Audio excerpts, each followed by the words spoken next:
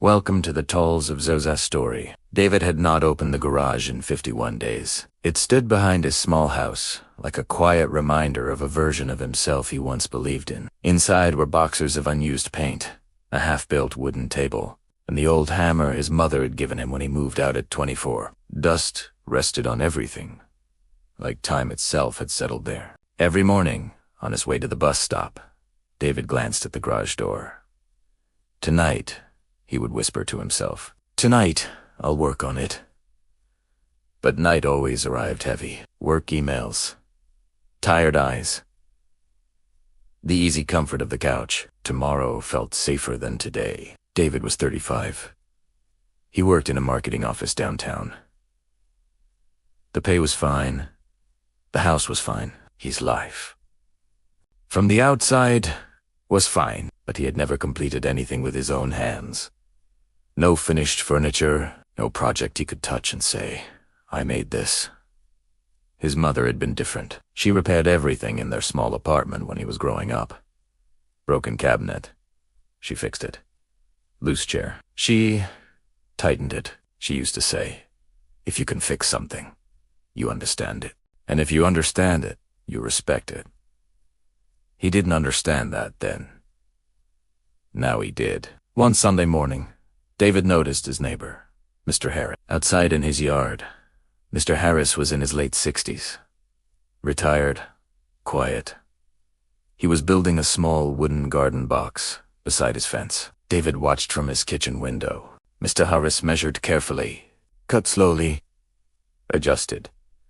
After about 25 minutes, he stopped. He wiped his tools clean, covered the wood with a sheet, and went back inside. The next morning, he was back again.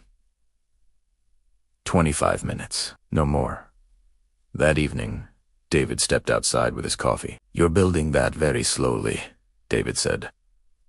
Mr. Harris smiled. "I build at the speed I can return." "What do you mean?" "I don't measure progress by how much I finish in a day. I measure it by whether I come back tomorrow." David didn't answer. That night, he stood in front of the garage door. He opened it. The smell of wood and old paint drifted out. Familiar. Honest. Waiting. In the corner was the unfinished table. One leg shorter than the others. Rough. Edges. It had been like that for almost a year. He picked up a piece of sandpaper. He smoothed one edge. 5 minutes. Then he stopped. Closed the garage. Went inside. The next evening, he did the same. 7 minutes. The next day, 3. Some days he only stepped inside, looked at the table, and left, but he kept opening the door. After 10 days, the surface felt smoother. After 3 weeks, the legs stood evenly. He didn't announce it to anyone, didn't post about it, didn't create a big plan. He just returned. Then work became difficult. Deadlines. Late nights. A new project that demanded everything. He skipped 2 days, then 3, then a full week. The garage remained closed. One evening, while taking out the trash, he saw Mr. Harris again. Still working on the garden box.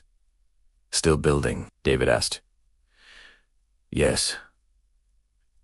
"You never get tired of stopping and starting?" Mr. Harris chuckled softly. "Stopping isn't the problem. Quitting is. If you stop but return, you're still building." David stood there quietly. That night, he opened the garage again. No guilt. No dramatic promise. He picked up the hammer. Adjusted one joint.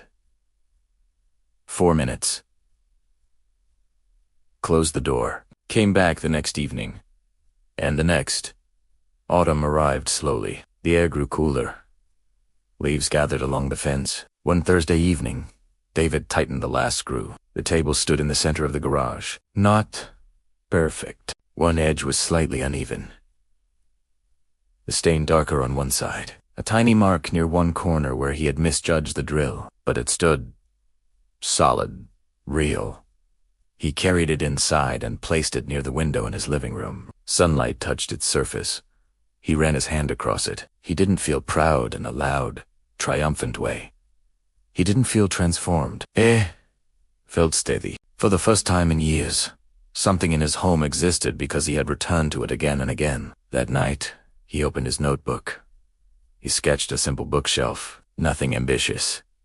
Just straight lines and 4 levels. He wrote at the top of the page, "Return tomorrow." He knew there would be days he wouldn't feel like working, days when the couch would look more inviting, days when progress would seem invisible. But he also knew something new.